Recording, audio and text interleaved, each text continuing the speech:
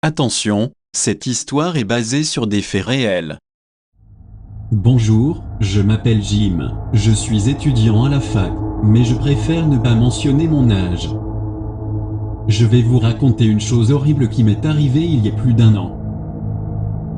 J'étais chez moi, en train de réviser, quand j'ai vu passer à la télé un reportage sur le trafic de drogue. Il parlait des principaux fournisseurs et des conséquences des exports de poudre. Je ne vous cache pas que j'ai déjà tiré 1 ou 2 joints, et peut-être même sniffé un peu, mais ce n'est pas une addiction. J'ai soudainement eu envie de réessayer la dope, en voyant si ça me ferait quelque chose de plus qu'avant. Je ne sais pas pourquoi cette idée m'est venue à la tête, et j'ai commencé à me demander où je pourrais m'en procurer.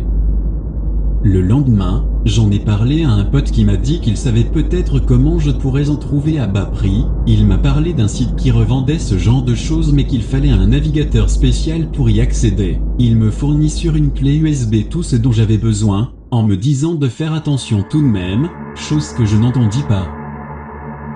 Le soir même, j'ai lancé le navigateur et entré l'adresse qu'il m'avait donnée. Je suis tombé sur un site qui ne ressemblait pas du tout à la description que m'en avait fait mon ami. J'ai pensé qu'il s'était trompé d'adresse, mais j'ai quand même visité le site.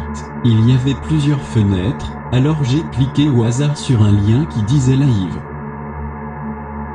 Là, j'ai vu, je vous le donne en mille, un homme se faire décapiter par un autre homme avec une machette. Je me suis retenu de vomir, et j'ai essayé de regarder ce qu'il y avait autour. La vidéo s'arrêta ici et je vis un moteur de chat apparaître.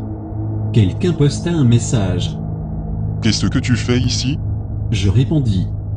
Espèce de taré, c'est horrible. Je me dis qu'il fallait que je parte au moment où le type dressa la liste de tous les mots de passe de mes comptes, de mon adresse et de celle des membres de ma famille. Aujourd'hui encore, je suis dans le doute qu'un jour on frappe à ma porte ou à celle de mes proches, une machette à la main.